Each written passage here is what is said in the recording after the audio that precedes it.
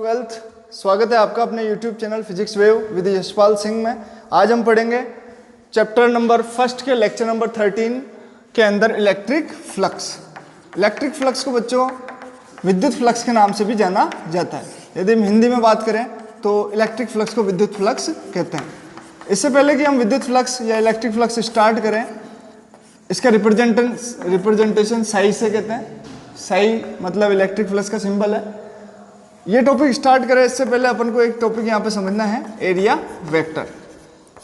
Area vector क्या होता है इसको समझने के लिए देखो, वैसे तो एरिया एक स्केलर क्वांटिटी, हम जानते हैं एरिया, वॉल्यूम, ये सब कैसी क्वांटिटीज होती है स्केलर। जैसे हम बात करें टेम्परेचर, जैसे हम बात करें डिस्टेंस, जैसे हम बात करें टाइम, ये सब स्केलर क्वांटिटीज है। उस तरीके से एरिया भी एक स्केलर क्वांटिटी है।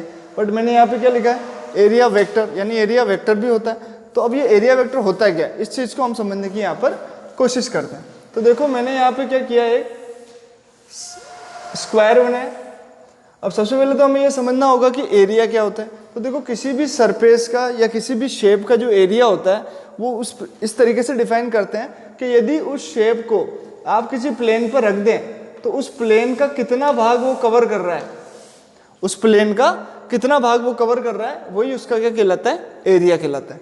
अब स्क्वायर यदि हमने लिया तो हम जानते हैं कि इसकी चारों साइड क्या होती है, इक्वल होती है। तो मैं यहाँ कह सकता हूँ, पहले तो इसको नाम दे देता हूँ अच्छा सा, ए बी सी और ये डी।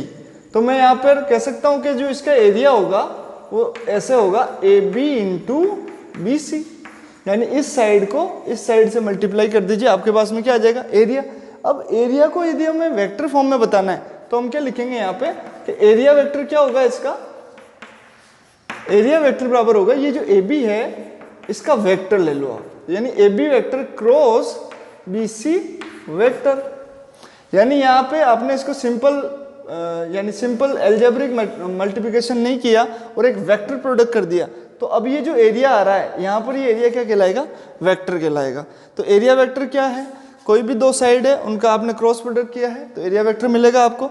इसको अपन यदि खोलें तो ये ऐसा आ जाएगा, ए बी वेक्टर का मोड बी सी वेक्टर का mod sine theta n cap. और यहाँ पर ये जो एन कैप है इसकी डायरेक्शन किसको बताएगी, एरिया वेक्टर की डायरेक्शन को एन कैप बताएगा यहाँ पे। तो एन कैप कहाँ होगा, तो एन कैप की जो डायरेक्शन होगी यहाँ पर वो होगी इस पूरे प्लेन के परपेंडिकुलर। पूरे प्लेन के परपेंडिकुलर मतलब या तो बाहर या फिर इसके अंदर। तो बाहर को मैं ऐसे बता सकता हूँ, इसी तरीके से बताएंगे भाई प्लेन में। तो इसका मतलब ये नहीं कि इस प्लेन पे ये यहाँ से बाहर निकल रहा है, तो ये बाहर निकल रहा है तो एरिया वेक्टर एन कैप किधर है, इस प्लेन के परपेंडिकुलर आउटसाइड या फिर परपेंडिकुलर इनसाइड। अब कब आउटसाइड होगा या कब इनसाइड होगा ये चीज़ आप एक्सियल वेक्टर से समझ सकते हैं।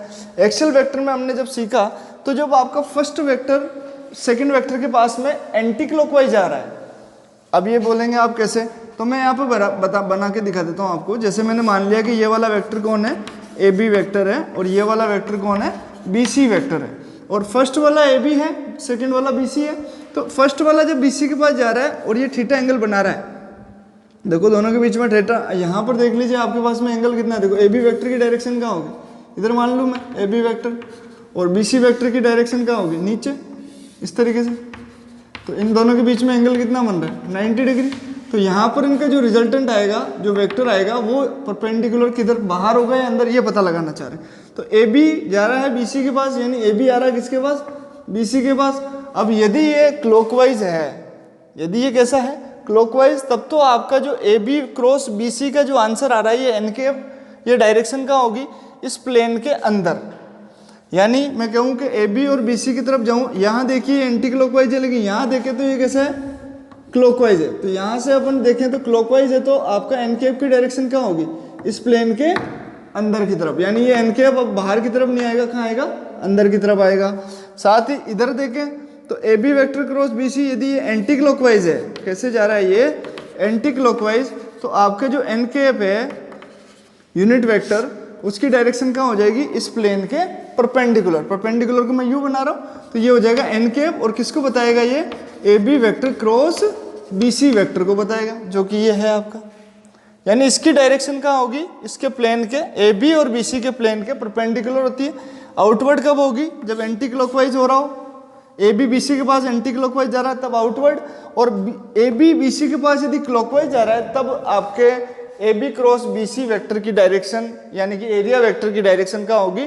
इनवर्ड होगी, प्लेन के परपेंडिकुलर इनवर्ड होगी। इस तरीके से हम पता लगा सकते हैं। तो एरिया वेक्टर को अपन सिंपली डिफाइन करें तो हम ऐसा कह सकते हैं कि एरिया वेक्टर क्या है। जैसे फॉर एग्जांपल मैं मान लूँ कि इसका पूरा एरिया क्या है? A B cross B A square है। देखो ए बी की वैल्यू कितनी है? ए, बी सी की वैल्यू कितनी है? ए, तो ए इंटू ए कितना हो गया? ए स्क्वायर, और ए स्क्वायर के बाद यहाँ पर अब मुझे क्या लगाना पड़ेगा? एक यूनिट वेक्टर, और यहाँ पर यूनिट वेक्टर जब मैं लगा दूंगा तो एरिया वेक्टर बराबर क्या कहलाएगा? A square into N cap. N cap जो है यहाँ पर यूनिट वेक्टर है, आप यहाँ पे इसको लिख सकते हैं, एकांक सदिश है। ये क्या है? एकांक सदिश। किसकी दिशा में? परपेंडिकुलर टू प्लेन ऑफ, उस समतल, उस तल के लंबवत है ये, परपेंडिकुलर टू प्लेन ऑफ कौन कौन सी साइड थी? ए बी और बी सी, या फिर हम कहते हैं कि perpendicular to the plane of area. ये जो एरिया है इसके प्लेन के परपेंडिकुलर, एरिया ही तो है, ए बी और बी सी का मल्टीप्लिकेशन एरिया ही कहलाएगा। तो एरिया के परपेंडिकुलर डायरेक्शन में यूनिट वेक्टर है एन केप, यानी किसी भी एरिया के साथ में हमने यूनिट वेक्टर को अलाउ साथ में जोड़ दिया तो वही एरिया क्या कहलाने लगा? एरिया वेक्टर कहलाने लगा। अब आपके दिमाग में क्वेश्चन आ रहा होगा कि ये एरिया वेक्टर क्यों पढ़ना पड़ गया, एरिया वेक्टर की क्या आवश्यकता थी? तो देखो अगला जो टॉपिक है हमारा इलेक्ट्रिक फ्लक्स, ये बहुत इंपॉर्टेंट टॉपिक है। विद्युत फ्लक्स या इलेक्ट्रिक फ्लक्स समझने के लिए सबसे पहले हमें एरिया वेक्टर की डायरेक्शन निकालना बहुत जरूरी था। तो यहाँ पर एरिया वेक्टर समझ लिया हमने, तो अब देखो इलेक्ट्रिक फ्लक्स में इसका यूज क्या है। तो सबसे पहले इलेक्ट्रिक फ्लक्स की डेफिनेशन हम समझने की कोशिश करते हैं। चलो, इलेक्ट्रिक फ्लक्स क्या होता है? जैसे मैंने यहाँ पर कोई सरफेस ले लिया इस तरीके से, ये वही स्क्वायर है जो अभी थोड़ी देर पहले मैंने बनाया था, अभी मैंने इसको इस तरीके से रख रखा है। इसका मतलब इस स्क्वायर के यहाँ पर देखो दो मुंह हैं। जैसे मैं आपके सामने मैथमेटिक की बुक लेके आता हूँ, इस मैथमेटिक की बुक का ये जो पन्ना है ये इसका फ्रंट पेज है, और इस पेज के पीछे वाले पेज की यदि मैं बात करूँ तो इसका बैक पेज है। तो हम यदि इसके फ्रंट फेस की बात करें तो अभी मैं इसको इस तरीके से रख रहा हूँ, तो अब मैंने देखो इसको किस तरीके से रखा है? यूँ, आपको बोर्ड पे दिख रहा होगा इस तरीके से, लेकिन मैंने इसको ऐसे कर रखा है। तो इसका मुंह किधर है? इसका फेस किधर है? उधर की तरफ। तो मैं कहूँ कि भाई इस पूरे सरफेस का जो एरिया वेक्टर होगा वो कहाँ होगा? इस प्लेन के परपेंडिकुलर। इस प्लेन के कैसा होगा? परपेंडिकुलर। तो यहाँ से बाहर निकलेगा, यानी एन केप की जो डायरेक्शन है, या मैं कह दूँ कि जो एरिया वेक्टर है वो किधर है? इस प्लेन के परपेंडिकुलर है। ये चीज़ क्लियर है? तो मैंने एक सरफेस लिया है जिसमें एरिया वेक्टर मैंने कहाँ माना है? इस प्लेन के परपेंडिकुलर। अब देखो मैं यदि इस वाले फेस की बात कर लेता, पीछे वाले की, और मैं ये वाला फेस आगे रख देता, तो फिर मुंह किधर हो जाता? इस फेस का मुंह किधर हो जाता? मेरी तरफ। तो उस समय मैं इसको ऐसा बनाता। अब मुंह किधर है? देखिए मैथमेटिक मेरी तरफ लिखा, तो एरिया वेक्टर की डायरेक्शन किधर होती? ए वेक्टर यानी मेरी तरफ होती। तो अपन को पता लगाना है कि भाई एरिया वेक्टर की डायरेक्शन किधर है। तो इस प्लेन के परपेंडिकुलर। अभी मैं इसको ऐसे बना दूं तो अब किधर है? ऊपर या फिर नीचे। लेकिन मैं मुंह मान रहा हूं कि इधर ऊपर की तरफ है, तो एरिया वेक्टर कहाँ हो जाएगा? ऊपर। यानी मैं इसको यू कर दूं, देखो ये पन्ना है, इसको मैं यू कर दूं तो एरिया वेक्टर कहाँ चला गया? अब लेकिन मैं इसको यू कर दूं उल्टा, यानी इसी फेस को मैं यू बना दूं उल्टा, तो अब एरिया वेक्टर कहाँ हो गया? नीचे। तो आपको एरिया वेक्टर की डायरेक्शन निकालना आ जानी चाहिए कि कोई भी सरफेस एरिया है उसकी डायरेक्शन किधर होगी। हालांकि देखो एरिया तो स्केलर क्वांटिटी है, ये हमको लेने की आवश्यकता पड़ रही है, इसके पीछे भी मैं रीजन बताता हूँ। हमने जो लास्ट टॉपिक में पढ़ा था कंटिन्यूअस चार्ज डिस्ट्रीब्यूशन, हमने ये माना उसके अंदर कि कोई भी बॉडी, जैसे कोई लाइन चार्ज है, तो वो छोटे छोटे एलिमेंट से मिलकर बनी हुई है, और वो सारे एलिमेंट कैसे थे? कंटिन्यूअस थे। साथ ही हमने एक सरफेस एरिया भी लिया था, वहाँ पे भी हमने ये माना कि जितना भी वो सरफेस एरिया है वो छोटे छोटे एलिमेंट डीएस से मिलकर बना हुआ है। यानी ये पूरा एरिया किससे मिलकर बना हुआ है? छोटे छोटे एलिमेंट डीएस से मिलकर बना हुआ है। और ये सारे डीएस कैसे हैं? कंटिन्यूअस है, यानी एक के बाद एक है। ऐसा नहीं है कि एक ईंट यहाँ रखी, दो फिर एक खाली छोड़ दिया फिर ईंट लगी, ऐसा नहीं है, सारे ds कैसे हैं, एक के बाद एक है, यानी यहाँ पर जितना भी एरिया है ये s, वो इस ds नाम के छोटे छोटे एलिमेंट से मिलके बना हुआ है। और ये जो छोटा सा एलिमेंट होता है, ये एलिमेंट एक वेक्टर क्वांटिटी होता है। आपका पूरा एरिया तो क्या है, स्केलर क्वांटिटी है, लेकिन ये जो छोटा सा एलिमेंट ds है, ये एक वेक्टर क्वांटिटी होने के कारण हमें यहाँ पढ़ना पड़ा एरिया वेक्टर। फिर हमने जब ds की डायरेक्शन देखने की कोशिश की तो ds कहाँ होगा, जिस भी जगह आप ds को देख रहे हो उस पॉइंट पर उस एरिया, छोटा सा एरिया के प्लेन के परपेंडिकुलर। तो मैंने पूरे का ही बता दिया कि भाई पूरा का पूरा सरफेस एरिया s है, तो इसकी डायरेक्शन कहाँ होगी, पूरे की पूरी, तो इस प्लेन के जिधर भी इसका मुंह है, जैसे ये है, इसका मुंह ऊपर की तरफ देख रहा है जैसे ये, तो इसका डायरेक्शन कहाँ हो जाएगा एरिया वेक्टर का, ऊपर। यदि ये u है तो नीचे हो जाएगा, u है तो उधर हो जाएगा, u है तो इधर हो जाएगा। तो ये एरिया वेक्टर हमने समझने की कोशिश की। और ये क्यों समझा, क्योंकि हमको पता है हर एरिया, हर बॉडी छोटे छोटे एलिमेंट से मिलके बनी हुई है, और वो सारे एलिमेंट कैसे हैं, कंटिन्यूअस हैं। ये हमने पहले ही लास्ट टॉपिक में डिस्कस कर लिया है, इसलिए हमें एरिया को वेक्टर बनाना पड़ा है यहाँ पे। अब इसका आगे और यूज देखते हैं। तो आपको एरिया वेक्टर की डायरेक्शन समझ में आ गई होगी। अब अपन यहाँ आगे चलते हैं। मैंने सरफेस ले लिया, मैंने यहाँ बोला कि एक कोई चार्ज है, चार्ज के कारण यहाँ पे कोई इलेक्ट्रिक फील्ड लग रहा है, तो मैंने इलेक्ट्रिक फील्ड को यू बनाया, यूनिफॉर्म इलेक्ट्रिक फील्ड था, इस तरीके से, इस तरीके से ये इलेक्ट्रिक फील्ड मैंने बनाया। अब हमने देखा कि ये इलेक्ट्रिक फील्ड जब इस सरफेस में से निकल रहा था, तो इस इलेक्ट्रिक फील्ड की कुछ इलेक्ट्रिक फील्ड लाइंस इस सरफेस एरिया में से गुजर रही थी। हमने यहाँ पर टोटल फील्ड लाइन कितनी बनाई, 1 2 3 4 5 6, और इसकी डायरेक्शन किधर है, उधर की तरफ है। एरो जिधर जा रहा है उधर ही इलेक्ट्रिक फील्ड की डायरेक्शन है। इसका मतलब यहाँ प्लस है और यहाँ पर माइनस है। याद रखें, इलेक्ट्रिक फील्ड की डायरेक्शन हमेशा प्लस से माइनस की तरफ होती है। तो अब हम यहाँ पे बात करें कि एक सरफेस एरिया में से, एक पर्टिकुलर एरिया में से कितनी number of electric field line गुजर रही है।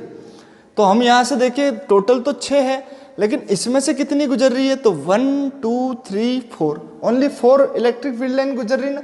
तो इस सरफेस एरिया के लिए नंबर, ये 4 इलेक्ट्रिक फील्ड लाइन ही इसका क्या कहलाएगी, इलेक्ट्रिक फ्लक्स कहलाएगी। तो हम इसकी डिफाइन करना चाहें तो हम डिफाइन बहुत आसानी से कर सकते हैं कि the number of electric field lines, the number of electric field lines, the number of electric field lines passing through a surface area, passing through a surface area is called is known as electric flux, is called electric flux of that surface. It is represented by, ये किससे represent किया जाता है, इसका symbol देखिए आप, ये phi से रिप्रेजेंट किया जाता है। अच्छा, ये फाई जो है ये तो नंबर है, number of electric field lines है, यानी ये एक संख्या है, और कोई भी संख्या कभी भी वेक्टर नहीं होती है। इसलिए हम कह सकते हैं कि इलेक्ट्रिक फ्लक्स यहाँ पे कैसी क्वांटिटी है, it is a scalar quantity. हर साल, एक साल छोड़ के एक साल पूछता है ये क्वेश्चन कि इलेक्ट्रिक फ्लक्स होता क्या है, क्या ये स्केलर है, क्या ये वेक्टर है, कारण समेत बताइए, साथ ही इसकी यूनिट भी लिखिए। तो ये एक क्वेश्चन तो फिक्स है, 1 नंबर का आता है। तो it is a scalar quantity. आप बिल्कुल ना सोचिए कि इलेक्ट्रिक फील्ड लाइंस की डायरेक्शन हो रही है तो यहाँ पर इलेक्ट्रिक फ्लक्स भी वेक्टर हो जाएगा, ऐसा नहीं है। इलेक्ट्रिक फील्ड लाइंस की डायरेक्शन है वो, जबकि इलेक्ट्रिक फ्लक्स तो क्या है, इलेक्ट्रिक फील्ड लाइन की संख्या है। तो इलेक्ट्रिक फील्ड लाइन की संख्या कोई वेक्टर क्वांटिटी नहीं होती, संख्या तो क्या होगी, एक स्केलर क्वांटिटी है। तो आपको याद रखना है स्केलर क्वांटिटी होता है। अब इसकी यूनिट की बात करने से पहले इसका फॉर्मूला भी तो आना चाहिए हमारे को। तो एक डिफाइन तो ये होगी कि number of electric field line passing through a surface area is called electric flux. लेकिन अब इसका फॉर्मूला बनाने के लिए हमें इसकी सेकंड डेफिनेशन पढ़नी पड़ेगी, जो इस प्रकार है। तो मैं इस फर्स्ट डेफिनेशन को मिटा देता हूँ, अब सेकंड डिफाइन की हम बात करते हैं। आपको एग्जाम में सेकंड डिफाइन ही लिखनी है ताकि आपको फॉर्मूला भी लिखा जा सके। अब देखिए आगे दूसरी जो परिभाषा है इसकी, तो ये इस तरीके से है कि द स्केलर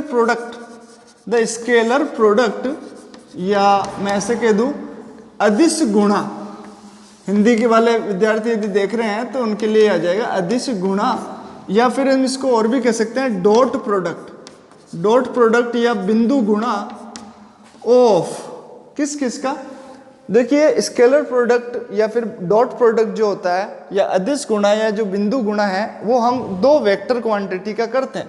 यहाँ पर हमारे पास दो वेक्टर क्वांटिटी आपको दिख रही होगी बोर्ड पे। एक वेक्टर क्वांटिटी है इलेक्ट्रिक फील्ड लाइन या इलेक्ट्रिक फील्ड, आप इलेक्ट्रिक फील्ड इंटेंसिटी या फिर इलेक्ट्रिक फील्ड कुछ भी कह लो, एक ही चीज है। और एक दूसरी वेक्टर क्वांटिटी हमारे पास क्या आएगी, एरिया वेक्टर। तो अब आपको अच्छे से समझ में आ गया होगा कि मेरे को इसका फॉर्मूला बनाने के लिए एरिया वेक्टर की आवश्यकता थी, इसलिए मैंने आपको सबसे पहले क्या समझाया, एरिया वेक्टर समझाया। तो मैं यहाँ कह सकता हूं कि द स्केलर प्रोडक्ट और dot product of electric field and area vector is called electric या is known as electric flux. यानी आप क्या करें, इस फाइव बराबर आप लिख दें ई vector dot A vector, E vector dot A vector आप लिख दीजिए। तो दोनों का डॉट प्रोडक्ट करने के बाद जो भी आंसर आएगा वो किसके बराबर होगा, number of electric field line के बराबर होगा। किसके बराबर होगा ये answer, number of electric field line. यानी आपको वापस वही मिलने वाला है, क्या, फ्लक्स। यानी इलेक्ट्रिक फ्लक्स क्या है, number of electric field line passing through surface area A, या फिर scalar product of E vector and A vector is known as electric flux. कोई दिक्कत, इसको अपन खोल भी सकते हैं, ओपन करते हैं डॉट प्रोडक्ट को तो हम जानते हैं ई ए और डॉट हटता है तो यहाँ क्या आता है, कोस थीटा। अब यहाँ देखिए ई का यहाँ पे वेक्टर की जगह अब क्या लिख दिया हमने, मैग्नीट्यूड। एरिया वेक्टर का भी क्या लिख दिया, मैग्नीट्यूड। और यदि ई और ए के बीच में कोई एंगल थीटा बन रहा है, फिलहाल वहां देखें तो एंगल कितना है, 0 डिग्री। लेकिन हमेशा ऐसा थोड़ी ना होगा कि आपका एरिया वेक्टर बिल्कुल पैरेलल खड़ा होगा कि सारी इलेक्ट्रिक फील्ड लाइन इसमें से सीधी सीधी निकल जाए। एरिया वेक्टर कैसा भी हो सकता है, या हो सकता है एरिया वेक्टर आपका या सरफेस एरिया ऐसे ही पड़ा हो, इलेक्ट्रिक फील्ड लाइन यू निकल रही हो या यू निकल रही हो, किसी भी तरीके से निकल सकती है। तो इनके बीच में एंगल बन सकता है, ये हम आगे डिस्कस करेंगे कि कितना एंगल बनेगा और कैसे बनेगा। लेकिन फिलहाल अपन यदि इस फॉर्मूले को खोले तो हमारे पास में ये आएगा ई ए कोस थीटा और कोस थीटा एयर ई, ये तीनों ही अभी मैग्नीट्यूड की फॉर्म में है। कोस थीटा तो वैसे ही स्केलर है, ये दोनों को मैग्नीट्यूड में लिख दूं तो ओवरऑल हमको फिर पता पड़ गया कि ये सारी की सारी वैल्यू कैसी है। इसीलिए इलेक्ट्रिक फ्लक्स कैसी क्वांटिटी है, एक स्केलर क्वांटिटी, आप यहां से बता सकते हैं, इसमें कोई प्रॉब्लम नहीं। तो ई ए कोस थीटा हमारे पास में इसका फॉर्मूला आ गया। तो फाई का फॉर्मूला आपको याद होना चाहिए, एक तो ई डॉट ए या फिर ई ए कोस थीटा। अब देखिए इसकी यूनिट की बात करें, यूनिट भी यही सीख लेते हैं। तो देखो बेटा यूनिट तो बहुत आसानी से बन जाएगी। अब बच्चों को ये याद नहीं हो पाती क्योंकि फॉर्मूला याद नहीं होता, जिसको फॉर्मूला याद है वो यूनिट भी बना लेगा। भाई इलेक्ट्रिक फील्ड की यूनिट क्या होती है, अब बोलोगे इलेक्ट्रिक फील्ड की यूनिट ही याद नहीं है, तो याद करो न्यूटन पर कूलाम होती है। अब ये बोले कि ये कैसे आ गई, तो हमको भैया पता है ना इलेक्ट्रिक फील्ड इंटेंसिटी F/Q0 निकली थी, तो फोर्स क्या होता है न्यूटन, और चार्ज की यूनिट क्या है कूलाम, और एरिया है तो यूनिट क्या आ जाएगी, मीटर स्क्वायर। तो बड़ी आसान यूनिट है इसकी, न्यूटन पर कूलाम इनटू मीटर स्क्वायर। अब आपके दिमाग में ये यूनिट आ गई, फॉर्मूला याद हो गया, स्केलर क्वांटिटी है, डिफाइंड भी याद होगी। अब इसकी कुछ बेसिक समझने की कोशिश करते हैं कि भाई ये फॉर्मूला आया, डॉट प्रोडक्ट जो मैंने लिख दिया डायरेक्ट यहाँ पे, तो ये डायरेक्ट कैसे आ गया, इसकी उत्पत्ति कैसे हुई, तो इसके पीछे की अब फिजिक्स समझते हैं। तो देखो फिजिक्स समझने के लिए हम इसको मिटा देते हैं। आपको एग्जाम के लिए तो इतना हो गया आपके, अब आपको समझने के लिए कि क्या करना है, ये ई डॉट वेक्टर कैसे आ रहा है, इस चीज को मैं समझाने की कोशिश आपको करता हूँ। देखो मैंने माना बच्चों कि मेरा जो इलेक्ट्रिक फील्ड को तो मैं पैरेलली ले लेता हूँ इस तरीके से, ये आपके इलेक्ट्रिक फील्ड की डायरेक्शन। अब आपका जो सरफेस है वो कुछ ऐसा है, तो अब इसका एरिया वेक्टर कहाँ होगा, यू पड़ा है यू इस तरीके से। तो देखो एरिया वेक्टर कहाँ होगा, ये एरिया वेक्टर है और ये आपके इलेक्ट्रिक फील्ड है। तो बताओ मेरे को इन दोनों के बीच में एंगल थीटा मान लें कि भाई इन दोनों के बीच में एंगल कितना है, थीटा। तो अब इसकी वैल्यू निकालने के लिए क्या करना पड़ेगा, या तो ई वेक्टर के दो कंपोनेंट कर दो। देखो ई वेक्टर के दो कंपोनेंट यहाँ पॉसिबल है, ई वेक्टर का एक कंपोनेंट तो किधर जाएगा, ए वेक्टर की डायरेक्शन में, और एक कंपोनेंट कहाँ जाएगा, नीचे 90 डिग्री के एंगल पे दो कंपोनेंट निकल जाएंगे। तो ऐसा करते हैं तो ए वेक्टर की डायरेक्शन में इसका एक कंपोनेंट चला जाएगा। तो अपन को दोनों एक ही डायरेक्शन में लेने हैं। दोनों एक ही डायरेक्शन में लेने का मतलब मेरा ये हो गया कि आप या तो क्या करो, इलेक्ट्रिक फील्ड के दो कंपोनेंट लेके जो भी कंपोनेंट एरिया वेक्टर की डायरेक्शन में आ रहा है उन दोनों का मल्टीप्लिकेशन कर दो, या फिर एरिया वेक्टर के दो कंपोनेंट ले लो। एरिया वेक्टर का पहला कंपोनेंट क्या होगा, देखिए एक तो इसी डायरेक्शन में आ जाएगा, देखो ये ए का थीटा एंगल बना रहा, तो ये कंपोनेंट क्या हो गया, ए कोस थीटा। एक कंपोनेंट कहाँ गया, परपेंडिकुलर 90 डिग्री पे दो कंपोनेंट बनते हैं। जैसे आप ये समझना चाह रहे हैं ए वेक्टर है तो इसके दो कंपोनेंट इस तरीके से आएंगे बच्चों, और ये एंगल थीटा है तो इधर वाला क्या कहलाएगा, कोस थीटा। जिसके साथ थीटा जुड़ा होता है वो कोस थीटा कहलाता है, और ऊपर वाला ए साइन थीटा कहलाता है। अब आप सोचोगे ये ऐसे क्यों आता है, तो ये सब बातें आपके 11th क्लास की है कि ये वाला कंपोनेंट ए कोस थीटा ही क्यों आया। ये फिर भी चलो एक बार और समझना चाहो तो मैं बता दूं आपको कि ये ए वेक्टर है। मैंने मान लिया कि चलो ये कुछ है, इसको नाम दे देते हैं अपन ओ ए, ये बी, इसको मैं मिला दूं और इसको मैं वाई एक्सिस मान लूं, और ये एक्सिस कौन सा है, एक्स एक्सिस है। इस तरीके से ही होता है। तो अभी यहाँ पर मैंने कुछ चीज़ ले ली, जैसे या मैंने मान लिया कि ये एंगल कितना है, थीटा है, तो मैं यहाँ पे साइन थीटा निकालता हूँ। तो साइन थीटा मेरे पास आ जाएगा परपेंडिकुलर अपॉन हाइपोटेनियस। परपेंडिकुलर कौन होगा, थीटा के सामने वाला परपेंडिकुलर। हाइपोटेनियस कौन होगा, 90 डिग्री के सामने वाला हाइपोटेनियस। परपेंडिकुलर कौन था, ए बी था। कौन था, ए बी। और हाइपोटेनियस कौन था, ओ ए। सही है, यानी ए बी मतलब यहाँ पर एक पॉइंट और ले लो पी, ये पी ओ और ए बी तो बराबर ही है, तो मैं इसको लिख दूं पी ओ बराबर ओ ए की वैल्यू कितनी है, ए। तो आपका पी ओ यहां से कितना आ गया, ए साइन थीटा। तो यानी इसकी जगह मैं क्या लिख सकता हूं, इस पूरी की वैल्यू कितनी है, ये ए साइन थीटा है ना। तो मैं यहाँ तीर लगा के बता दूं ए साइन थीटा, तो मैंने यही तो किया, ए साइन थीटा, ये रहा ए साइन थीटा। अब आप कोस थीटा निकाल लो इसी ट्रायंगल में, तो कोस थीटा किसके बराबर आएगा, ओबी के बराबर आएगा। ओबी के बराबर कोस थीटा आएगा, इसका मतलब आपका ये कौन है, ए कोस थीटा है। तो आप इस तरीके से इसके निकाल सकते हैं। ये तो बहुत आसान चीज़ है, 11th में हमने सीखी। अब आगे बढ़ते हैं अपन।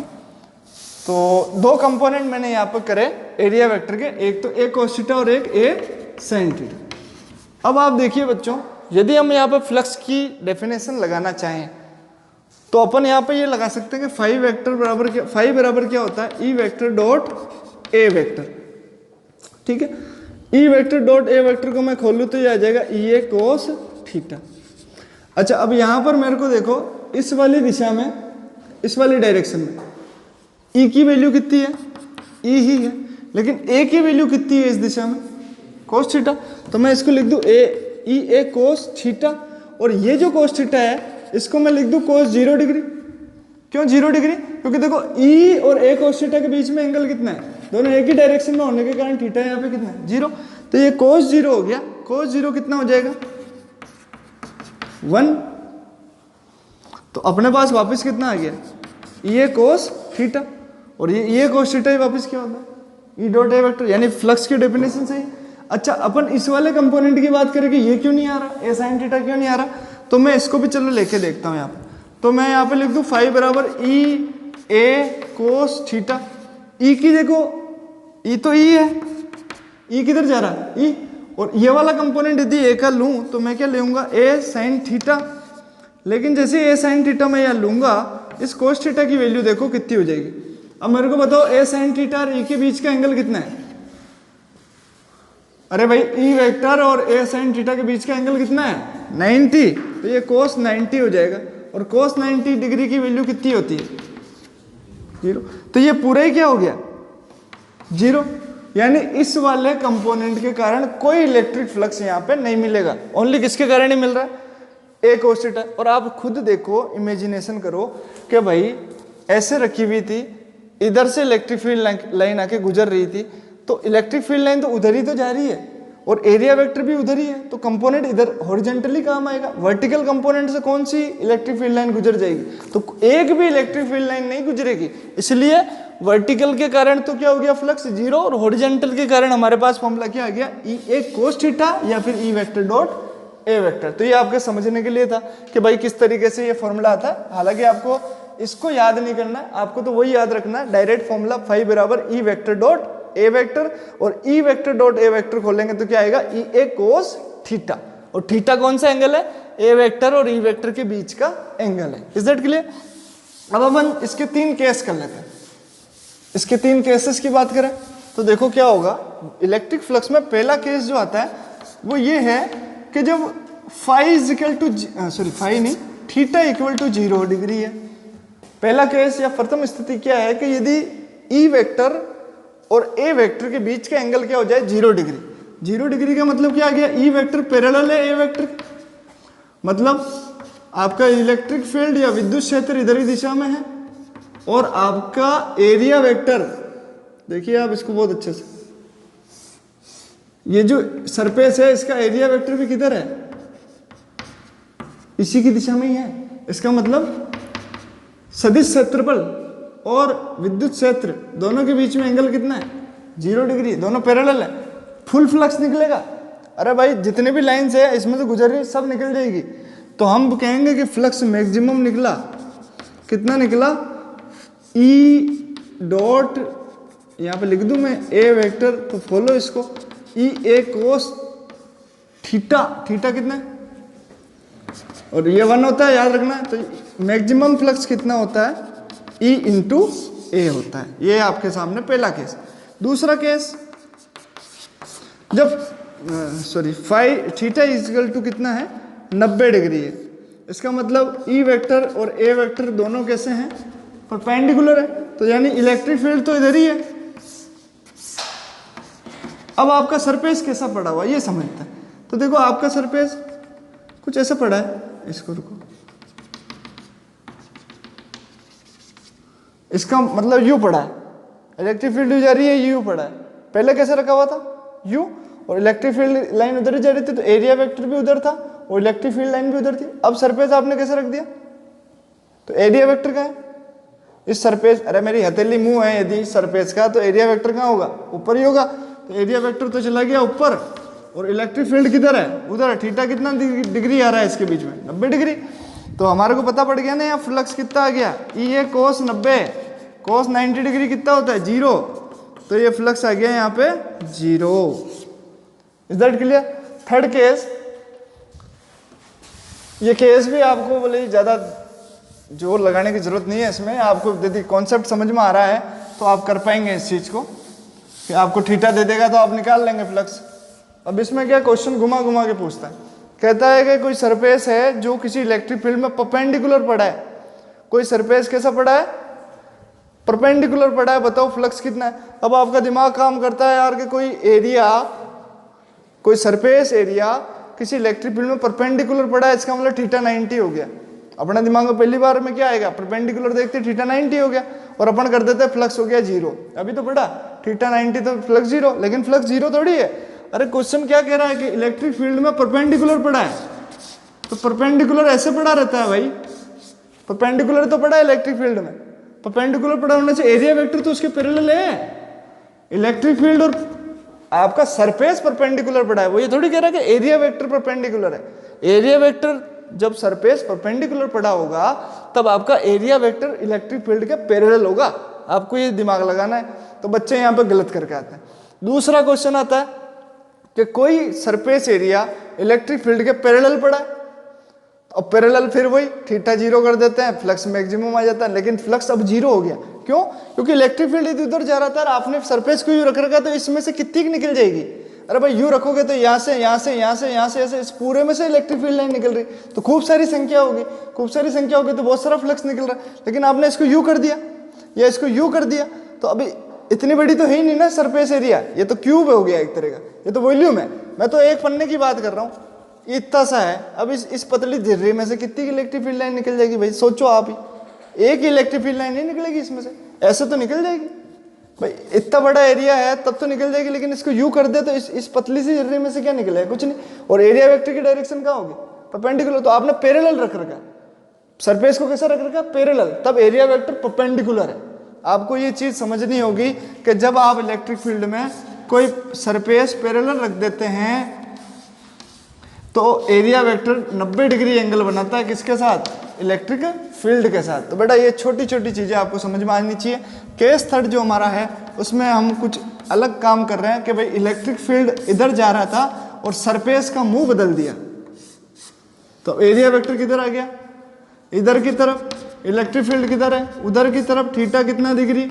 180 डिग्री। तो थीटा जब 180 डिग्री होता है तब फ्लक्स कितना निकलता है? तो देखो फ्लक्स तो निकल रहा है, लेकिन अब इसकी वैल्यू नेगेटिव में आ जाएगी, क्योंकि थीटा 180 डिग्री होने से फाई वैल्यू कितनी आ गई? ई ए कोस 180, और कोस 180 डिग्री -1 होता है तो माइनस ई है। तो ये आपका मिनिमम फ्लक्स है। ये फ्लक्स कैसा है? आपका मिनिमम है। तो आपको तीनों केस समझ में आने चाहिए। यदि आप इस तरीके से अंडरस्टैंडिंग बना लेते हैं कि सरफेस एरिया इलेक्ट्रिक फील्ड में कैसे पड़ा है, इलेक्ट्रिक फील्ड और एरिया वेक्टर की डायरेक्शन किधर होगी, उनके बीच में थीटा कितना होगा, तो आप फ्लक्स बहुत आसानी से निकाल सकेंगे। एक क्वेश्चन मैं आपको देता हूं इसके लिए, चलो अपन करने की कोशिश करते हैं। देखिए फ्लक्स कितना निकल रहा है। देखो क्वेश्चन बेटा, क्वेश्चन में मैं एक 3D बॉडी ले रहा हूं। अभी तक तो मैंने एक स्क्वायर लेके चल रहा था, यानी एक 2D बॉडी मैंने बात कर रखी थी। अभी मैं यहाँ पे एक ऐसी बॉडी लेता हूं, जैसे मैंने एक क्यूब ले लिया, ये क्यूब ले लिया, एक अच्छा सा क्यूब बना लो यहाँ पे, इस तरीके से बन गया। इसको और मिला दो। आपके सामने एक क्यूब है ये, इसको आप नाम देना चाहे तो नाम दे सकते हैं, ABCD, और ये आ जाएगा PQRS। अब बच्चों आप इमेजिनेशन करो कि एक क्यूब जो होता है वो कितने स्क्वायर से मिलकर बना होता है। तो एक क्यूब को बनाने में, यानी आपका जो घर है, आपका घर एक क्यूबॉइड की शेप में होता है, लेकिन हम क्यूबॉइड नहीं लेके क्यूब ले लेके भाई सारी साइड्स कैसी इक्वल है, तो टोटल 6 साइड चाहिए होगी। फर्स्ट दीवार, दूसरी दीवार, पीछे की दीवार, आगे की दीवार। इमेजिनेशन मेरे साथ करिए, एक दीवार, 2 दीवार, तीसरी दीवार, चौथी दीवार, 4 दीवार तो ये होगी, एक बेस, 5 और एक छत, तो 6 होगी टोटल। यानी इस पूरे क्यूब में कितने स्क्वायर है? 6 स्क्वायर। मैं इनको नंबर देना चाहता हूं। ये मेरा पहला स्क्वायर, ये ऊपर वाला दूसरा स्क्वायर, ये इधर वाला तीसरा स्क्वायर, ये नीचे वाला चौथा स्क्वायर। अब एक इधर आगे, ये 5, ये मेरी तरफ आगे, और एक वहां पीछे, ये छठा। इमेजिनेशन करें आप कि एक तो इधर वाली दीवार, एक उधर वाली दीवार, एक ऊपर वाली दीवार, एक नीचे वाली दीवार, और एक पीछे वाली दीवार, और एक आगे वाली दीवार, तो 6 सरफेस हो गए। अब इस 6 सरफेस में इलेक्ट्रिक फील्ड लाइन यूं गुजर रही है। कैसे गुजर रही है बेटा? यूं यूं यूं, ये इलेक्ट्रिक फील्ड।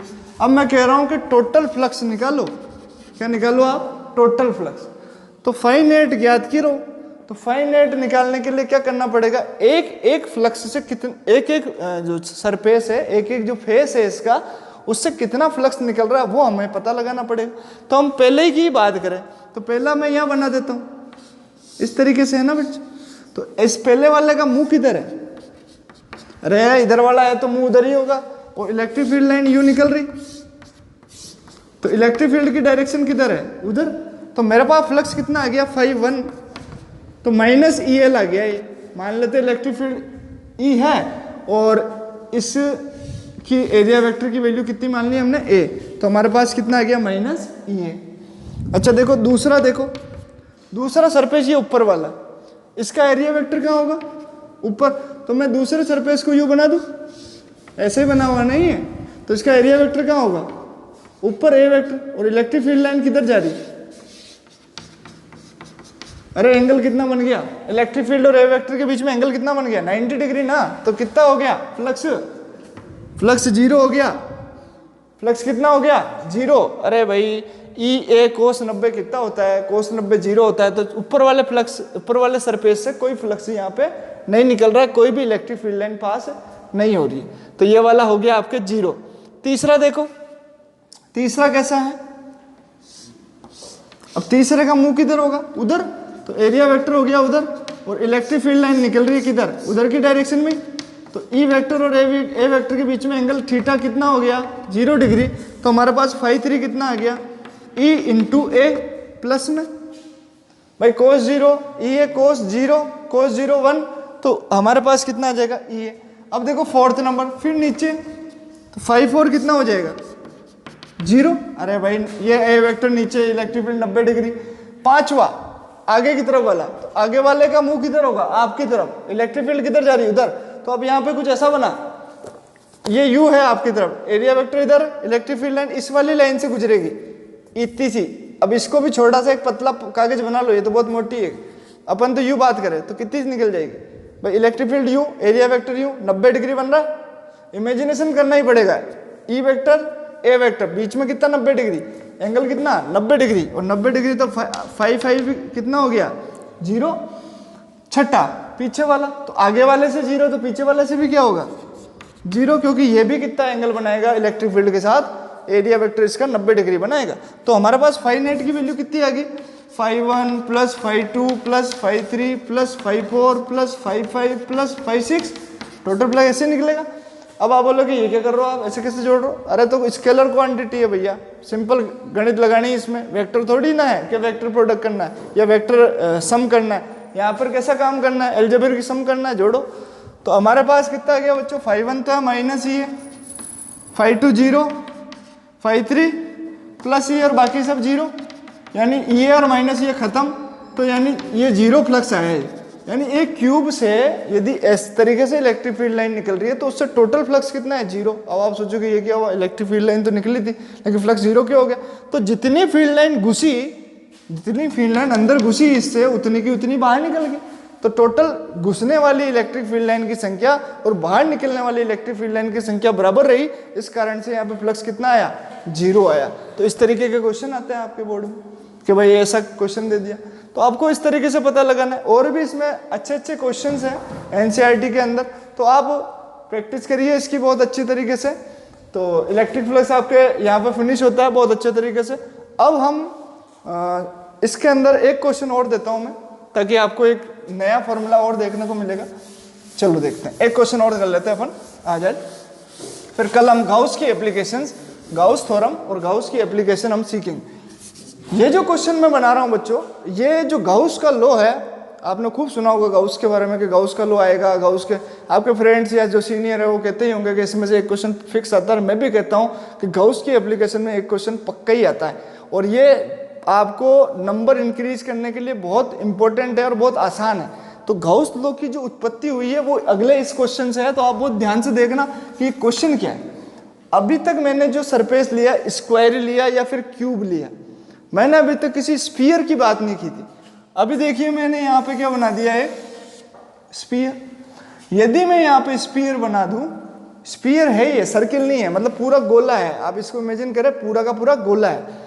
तो मैं यदि बात करूं कि भाई इसके अंदर यहाँ पे कोई चार्ज पड़ा है, तो ये इलेक्ट्रिक फील्ड लाइन ऐसे निकल रही है इसमें से। कैसे निकल रही है बेटा, ऐसे निकल रही है, ऐसे निकल रही है। चार्ज ही अंदर पड़ा है तो इलेक्ट्रिक फील्ड लाइन कैसे निकलेगी, आपको पता है इसका पैटर्न। यानी किसी स्फीयर के सेंटर पे चार्ज रख दें तो इलेक्ट्रिक फील्ड लाइन इस तरीके से निकलती है। मैं बोल रहा हूँ इस स्फीयर से निकलने वाला टोटल फ्लक्स कितना होगा, यानी पूरे स्फीयर से कितनी number of electric field line निकल रही है। अब हमको कैसे लगाएं, हमको क्या पता भाई, यहाँ पे एरिया वेक्टर कैसे निकाला। तो अब यहाँ थोड़ा सा कॉम्प्लिकेशन हमारे सामने हो जाता है, और फिर पता चला कि ये डिस्टेंस, ये डिस्टेंस, ये डिस्टेंस, ये सब कैसी है, रेडियस ही है इसकी। तो सब किसके इक्वल है, रेडियस। तो मैं मान लेता हूं यहाँ पे कि भाई ये जो पूरा सरफेस है ये बहुत ही छोटे छोटे एलिमेंट से मिलकर बना हुआ। मतलब इस पूरे सरफेस को यदि मैं छोटे छोटे टुकड़े काटना स्टार्ट करूं तो सबसे छोटा टुकड़ा जो होगा वो होगा ds। कितना होगा वो, ds। और ds की डायरेक्शन हमेशा इस सरफेस के परपेंडिकुलर होगी। यानी मैं एरिया वेक्टर की बात करूं तो ds वेक्टर किधर जा रहा है आपका, बाहर की तरफ। अभी आप बोलो कि यहाँ ही ds क्यों लिया, यहाँ ले लो आप। तो मैंने यहाँ ले लिया ds, तो ds अब किधर जाएगा, परपेंडिकुलर, तो उधर जाएगा ds वेक्टर। कोई प्रॉब्लम। यानी इस पूरे सरफेस पे आप कहीं पे भी एक एलिमेंट ऑफ एरिया मान लें, मतलब इस पूरी सतह पे आप एक छोटा सा स्मॉल एलिमेंट माने किसका, एरिया का, तो वो एलिमेंट आपका कहीं पे भी हो सकता है और उसकी डायरेक्शन उस पॉइंट से हमेशा परपेंडिकुलर बाहर की तरफ होगी। ये चीज क्लियर है, ये बाहर की तरफ डायरेक्शन होगी। तो हमने ये माना ds वेक्टर कहाँ है, उधर। अच्छा ये फील्ड लाइन जा रही है ना इस पर्टिकुलर पॉइंट, तो मैं कह दूं ये कौन है, e वेक्टर। अरे भाई electric field line electric field को ही बताएगी। यानी इस पॉइंट P पे, मान लेता हूँ ये पॉइंट P है, तो इस पॉइंट P पे जो एलिमेंट की डायरेक्शन है वो भी उधर है और इलेक्ट्रिक फील्ड की डायरेक्शन भी किधर है, उधर ही है। तो थीटा कितना है इनके बीच में, 0 डिग्री। तो मैं यहाँ पे बात करूँ कि ऐसा कोई बॉडी मेरे सामने आ जाए तो the electric flux passing through, देखना बेटा ध्यान से समझना इसको, the electric flux passing through the small element ds vector is, तो छोटा सा एलिमेंट से फ्लक्स भी कितना निकलेगा, छोटा ही निकलेगा, इसलिए कितना बोला, d फाई। फॉर्मूला क्या है, E vector dot area vector. अब एरिया वेक्टर कौन है, ए थोड़ी है यहाँ पे, यहाँ क्या है, ds है। तो E वेक्टर डॉट क्या आ गया, ये ds वेक्टर। इतना सा फ्लक्स किससे निकला है, यहाँ से निकला है। ये सारे एलिमेंट इसमें कैसे हैं, कंटिन्यूअस। हमने माना है पूरा सरफेस ऐसे छोटे छोटे एलिमेंट से मिलकर बना है जो कि कैसे हैं, कंटिन्यूअस फॉर्म में। तो पूरे सरफेस से कितना फ्लक्स निकलेगा, कोई भी बॉडी यदि कंटिन्यूअस डिस्ट्रीब्यूटेड है, कंटिन्यूअसली डिस्ट्रीब्यूटेड है और उससे टोटल फ्लक्स पूछ रहे हैं, तो आपको बस एक एलिमेंट निकालना है। एक एलिमेंट के कारण आपको मिल गया, तो टोटल फ्लक्स क्या होगा, इसका इंटीग्रेशन। तो total flux through the sphere, total flux through the sphere हमारे सामने कितना आ जाएगा, इंटीग्रेशन डी फाई, यहाँ पे फाई लिख दो, टोटल फाइनेट कितना आ गया, डी फाई का इंटीग्रेशन कर दो। मतलब ऐसे छोटे छोटे एलिमेंट से जितना फ्लक्स निकल रहा है, d phi d phi d phi, उन सबको जोड़ दो।